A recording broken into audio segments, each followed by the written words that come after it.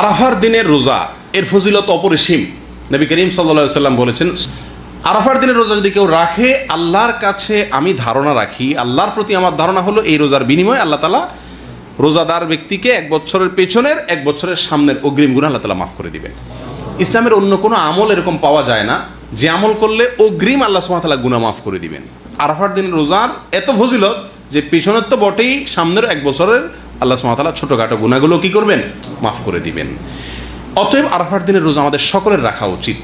কিন্তু এই রোজা রাখতে গিয়ে একটা বিভ্রান্তির মুখোমুখি আমরা হই, একটা প্রশ্নের মুখোমুখি আমরা হই। সেটা হলো যে আমরা আরাফাতের দিনের রোজাটা বাংলাদেশে মানুষেরা কোন দিনে রাখবো?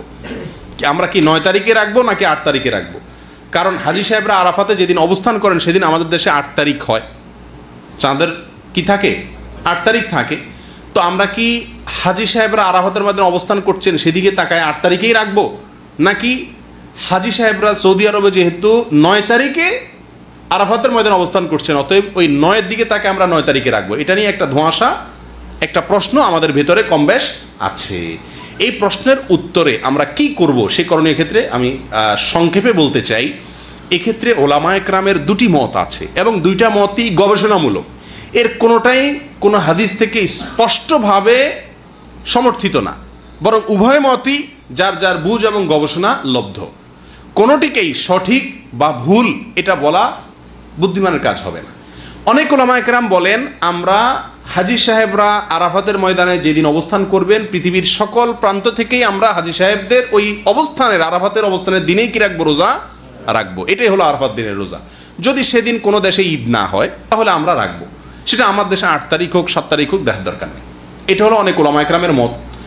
অনেক ওলামায়ে কেরাম বলেন না, আমরা 9 তারিখে রোজা রাখবো আমাদের দেশে, সেটা হাজি সাহেবদের আরাফাতে অবস্থানের পরের দিন হয়, অর্থাৎ এদেশে সৌদি আরবে ঈদের দিন হয়, ওই দিন আমাদের দেশে 9 তারিখ, আমরা 9 তারিখে রাখবো। কেন?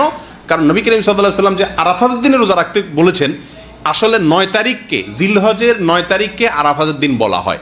এখানে তারিখটা হলো উদ্দেশ্য, আরাফাতের দিন এটা হলো শুধুমাত্র নাম। জিলহজের 10 তারিখে ইয়মুন নাহর বলা হয়, জিলহজের 9 তারিখে ইয়মে আরাফা বলা হয়, জিলহজের 8 তারিখে ইয়মুত তারবিয়া বলে। এগুলো হলো এই দিনগুলোর এক একটা নাম। যেহেতু নবী সাল্লাল্লাহু আলাইহি ওয়াসাল্লাম আরাফার দিন রোজা রাখতে বলছেন, অতএব 9 তারিখে রাখবেন, এরকম একটা মত ওলামায়ে কেরাম বলেন। এখন আমরা কোন দিকে যাব? 8 তারিখে রাখবো নাকি 9 তারিখে রাখবো?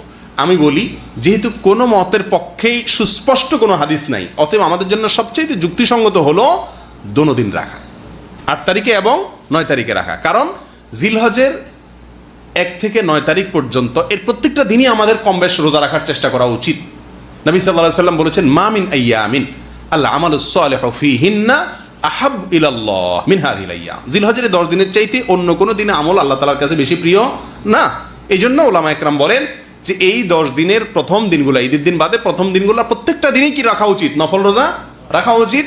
তবে বিশেষভাবে হাদিসে নির্দেশ হলো কিসে? আরাফাতের দিন রাখার জন্য। অতএব আমরা যদি 8-9, আমাদের দেশের লোকেরা 8-9 উভয় দিন আমরা রোজা রাখি জিলহজের, তাহলে সেক্ষেত্রে সন্দেহাতীতভাবে আরাফাতের দিনের রোজা রাখা আমার হয়ে যাবে। অতএব এই 8-9 উভয় দিন রাখাই আমাদের জন্য সবচেয়ে উত্তম এবং বেস্ট। আল্লাহ তাআলা আমাদেরকে আমলের তৌফিক দান করুন।